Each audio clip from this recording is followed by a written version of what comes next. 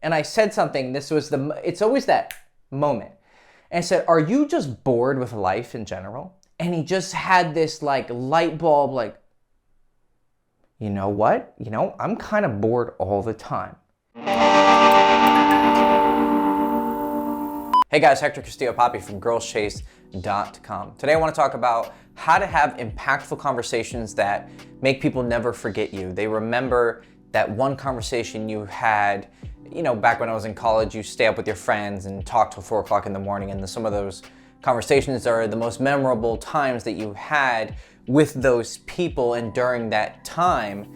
And the obvious benefit of this is that people see you as a person that they want around them, right? The fundamental idea behind a lot of seduction and socializing and charisma is that people want to be around you. And there's different ways that you can do this. You can provide many different types of value. Just being a very extroverted, fun, happy-go-lucky guy can do it. Being a deep conversationalist where they feel like when they talk to you, they can tell you things they wouldn't tell other people. I remember when I was in college and I was the president of my fraternity, and it kind of started to happen about a year before then. I was a little bit of an older member of the fraternity, and I guess a little bit more wise. Maybe it was the philosophy major, maybe it was just the fact that I cared about my guys a lot. But they would always come to me. It was like my room was the, psychiatric ward. It was the therapist room. And I would just be sitting there playing games, studying, working on an essay, whatever. And guys would just walk in and be like, hey, you got a minute? And it would happen almost daily, but definitely weekly. And so I became kind of the guy that they would go to for advice, blah, blah, blah, blah, blah. But this is not necessarily how to give the best advice, but how to have an impactful conversation, which could involve advice. So there are many different ways to leave an impression on people. This is focusing on impactful conversation. So the idea for this video was during a recent coaching call, I had a guy just do a single call with me, and he was trying to work on having a sexy vibe. And that was part of our coaching, but what I noticed about his particular disposition, in this journey, you should focus on your strengths, of course, improve your weaknesses. And I told him, becoming a more sexy guy, having an amazing body, looking good, dressing well, that's all going to help. But I think given your disposition, he's a little bit more of a nerdy guy. I said, you're probably gonna have the fastest route to success if you focus on what makes you interesting. And him being a math major, he's a bit more cerebral. So I said, well, you want to, you're not going to be the Tony Stark or the Jason Momoa. Like, those aren't your strengths. They're both very successful with people and with women. I would think you want to go the more Doctor Strange route. I was trying to use something relatable to him, and superheroes kind of have that larger than life quality, and celebrities tend to be charismatic because that's how they make a living. So that's who I kind of, I want you to be like the mystical guy, or the guy who, when they're around you, they feel that different kind of energy. They can go to you for that particular vibe. And to really sell that and to become that person, because I don't want you guys to think of it as an act in the sense that it's fake or not sincere, but I suppose you could say that when we are socializing, we are performing. This is something that I heard in a folklore class in university. I was like, that's decent, how culture and socializing is in some way a performance. The rituals that we do, religious or secular, have a larger than life symbolic meaning to us, and that leaves impressions on us. So with that preface out of the way, how do you make impactful conversation? So you basically are going to either tell someone something that they've never heard before, or, because there's really nothing new under the sun, you're going to tell them something that they may have heard before, but it didn't stick with them. So you're going to do one of those two things. And in order to have things to say, of course, you do need to have a little bit of wisdom. And what I tell people and clients, where wisdom comes from, it's a two-step process. First, it's observation. And then discernment. So discernment, what that means is you can kind of cut things apart and see where they fit into the scheme of life and this person's life and their personality. So if you observe, for instance, that someone is nervous or kind of shy and insecure, a discerning analysis of that person that you could tell them that might wake them up, it could be inspirational. It could be like, look, you know, they could say, oh, I'm nervous, you know, I want to talk to that girl. Be like, well, why are you nervous? Then they tell you the reason. Then you give them the thing that switches the mentality, the counter argument to whatever it is that's the negative. So, you know, I'm shy. Why are you shy? Well, I'm not confident. Why are you not confident? Because, you know, I'm not really good at talking to girls. Okay, well, the way to get better at that is to do it more. Yeah, but I'm still nervous. How do I fix that? Well, I can tell you, for instance, that I think that you're a pretty funny guy when you're relaxed, but when you're nervous, you shut that down. So one way that you could, you know, give him that altering advice would be to tell him that you enjoy his company, that you enjoy talking to him, and that he gives you good vibes. Now, is that going to change the world? No, that motivation might only sit with him for 5 minutes or a day, but that might be the inkling, the inertia that he needed to be able to go talk to that girl, or to go for that job interview, or to, you know, tell him, you know, I just want you to try something. Just, you know, stand up a little bit more straight. Like these little body language tricks that, you know, you've probably heard before, like just stand in a wide stance and keep your back straight, and that'll make you feel more confident. It might only last for 5 minutes, but that's enough to make that, oh, it did make me feel better. Or like force yourself to smile. Like just smile for 5 minutes. It's weird, but try it and you'll be happier afterwards. And usually that does work. They sound silly, but if you actually do them, they end up working. But those are just little tricks, right? What we're looking for here is a genuine statement that comes from observing them, and then it needs to be wise. But you have to sell it as well, right? So this is gonna require on your part a certain level of confidence. You know, just goes back in this circle. If I'm not confident, well, how do I get confident? Well, you start kind of not pretending to be confident, but you work on it. But we're gonna get sidetracked. Just fucking do it, okay? So I observed, for instance, in this guy's coaching call, that he needs to go this route of impactful conversation. But I noticed he wanted to work on his voice as well. And he didn't have like a high-pitched voice or a nasally voice, but he was monotone. Okay, so what I know from my coaching and from experience, where does monotone really come from? What's like the underlying cause of it? And I said something, it's always that moment. And I said, are you just bored with life in general? And he just had this like light bulb, like, you know what? You know, I'm kind of bored all the time.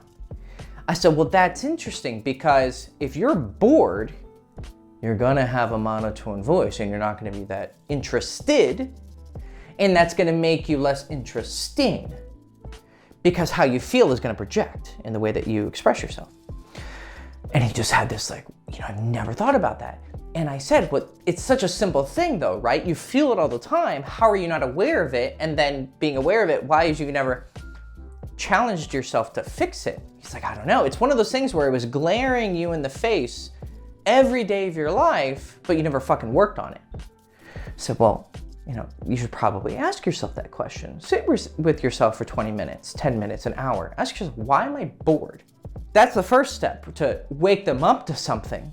Then you possibly give an advice. It might just be enough to point something out. But then if you have the wisdom or experience, you then say, well, maybe you need to find something in this life that is interesting, right? So why do you want to be better with girls? Like, well, I like sex, or like I find girls pretty. Okay, well, why isn't that exciting enough to make you interested, which would then make you interesting, because it would help with your voice because you're interested in her. You know, one of the best ways to have motivated me when I was crazy about chasing girls was the girls. they're fucking pretty and hot and sexy, and they make my pee-pee feel good, and they make my heart do this, and they make me get nervous, but in a good way, and I get excited, and it motivates me to do things. It motivated me to work out. It motivated me to become a better speaker, to become smarter, to be better looking, grooming, everything. They were an inspiration, maybe interested, so that I was more interesting as a result. So I honed in on that one inspiration. I said, well, we also worked on making him a more sexual person. And I said, okay, well, you're feeling that sexuality. Why are you not letting it out, right? Some of the best voice that I can have is when I'm really, I'm talking to a girl and I'm getting all sexy. It may seem cringy from the outside, but if a girl likes you, it's going to be tantalizing. That you kind of get more of a purr to your voice, and you're talking to her like this, and you're like, hey baby, what's up, da da da. It's a little bit of a joke on a video, but when you're in person with a girl, she's gonna like it because your voice takes on this fun sexual tone, an interesting, mysterious tone. Whereas if you're normally just talking, yeah, maybe you have a deep voice and you're not like, hi guys, but it's really just boring because you're monotone. So these different insights that I had, of course, come as a consequence of me being a coach and doing this for a long time, but it doesn't always have to be this particular device. It could be anything. And when you're talking to someone, you should be observing them and thinking about these things on what makes them tick and what are their flaws. Because people want to go to you because you either give them good feelings or you make them better. Those are pretty much the fundamental ways of why someone's going to be into you. And then the third most powerful is, of course, if you're, the opposite sex or the same sex, if they're gay, and they're interested in you kind of just by default, and then all the other things kind of add on top and make you more interesting versus a different girl or a different guy. But if you can tell someone something going this route to being interesting, that when they talk to you, you tell them things that they normally don't see, or maybe they've seen it but they didn't believe it. And of course, the more charismatic and interesting you become on your own journey, the better you're going to be at selling these things, because maybe they've heard these things before. But when people tell it to them, like if your mom tells you you're good looking, you don't give a fuck. But if a gorgeous girl says you're sexy, what? She thinks I'm sexy? The only person I've heard that from is my mom. But every mom thinks their son's beautiful. So that girl, being in the position that she was able to tell him something that he's heard or thought or doubted, but it was confirmed to be true because her saying it had impact. And you, whether someone they just met 5 minutes ago or they've known for years, you can have varying degrees of impact on someone. Think about the word impactful conversation. It goes deep, it penetrates. And the way that you can penetrate people in conversation is by having something interesting to say, or saying something interesting or not interesting in an interesting way. So there's the fundamentals of your vocal tonality, your body language, your confidence, but then also the actual words themselves. Do they have value? And the way that you become a more impactful conversationalist is to pay attention to things that people normally don't see. And the way that you eventually come to these conclusions is by being very observant. So what I told this guy to do is become hyper observant. Start watching every little detail of people, whether it's on the train, on the bus, at school, at work, the receptionist or the cashier at McDonald's. Like, watch them and observe them in a non-creepy way, of course, but watch how these people work. What's going through their heads? Who is this person really? And if you are led by that interest in them, eventually your eyes and your mind are going to pick things up. And then, of course, you test this by telling people things that you observe. One of the things that makes a seducer so interesting is that, yes, you may have met this girl 5-10 minutes ago, but you point out something, like you're talking to her and she's very classy and reserved. And there's different ways that we've talked about this in the community, like a cold read. Like, you don't know much about her, but you make a read about her. I remember I was in a club, I was working, and there was this very beautiful, but very kind of reserved girl who kind of had this, not air of superiority, but she was just, I guess elegant and classy. And I was talking to her, and somehow we got on the conversation of relationships. And now this is a bit of a risky thing to talk to a girl, but it was like, I guess we got onto sex or something. And I said, have you ever had a one-night stand? And she said, well, and kind of thought about it for a moment. Maybe it was, should I tell this guy, da-da-da-da-da. But I was just being so open, and it was a question that, you know, might have crossed the line, but it was just right enough in the moment where she was like, you know, there was this one time, and it was the only time it's ever happened. I was at this party of, you know, a little bit older people in their 30s. I guess they were, you know, I just felt very safe and very more mature, and I felt like I wasn't being judged, and everyone was more relaxed, and there was this really cute guy, and, you know, it kind of just happened, but that was the only time I've ever had a one-night stand. And she let that information come out, which is an impactful conversation because she's telling me something that is very rare and she normally wouldn't tell just some guy who's working at the club. And she kind of woke up a moment later. She's like, oh my God, I can't believe I just told you that. I've literally never told, not even my best friend. So within, you know, 5-10 minutes of conversation with this girl, I was able to have an impactful conversation. I guess that's another way you can have impactful conversation, is people tell you things that they normally wouldn't tell other people. And that sticks with people. They're gonna remember when they told someone something that they normally wouldn't tell them, especially within the time frame of knowing that person. And it's really they're gonna feel more connected to you, because fundamentally, people feel most connected to people whom they feel understand them. Them understanding you is nice, but it's much more important that they feel you understand them. And understanding comes from exposure and telling people things that maybe are a little bit deeper because you've opened up more. So these are the different ways that you can have impactful conversations that leave people with an amazing impression, and they're not going to forget you. So telling someone something that they've never heard before, or they have heard before but never believed, and also them telling you something that normally they wouldn't tell you. And they're gonna remember these things. And especially if you're trying to court a woman and it's your first time with her, if you can get that deep that quickly, then later that night, you can also get something deep inside of her that normally she wouldn't allow you to, but because you've had this connection that normally you wouldn't have had in that time frame of knowing her, there was something different about you. And that left an impression on her, and then you really left an impression on her that night. Hopefully, if you fucked her good.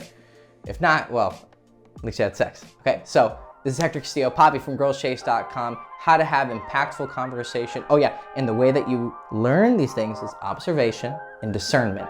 Picking out what things are different, or what's the wisdom is the ability to observe and take apart the important part and then express it to that person in conversation. Okay, I've repeated myself enough. Hector Castillo, Poppy from girlschase.com. Hope you enjoyed the video. Please like, subscribe, ring the bell, and I'll see you soon. And I hope that I've left you with an impactful conversation that will make you like the video and subscribe and watch future videos of mine. All right, ciao guys.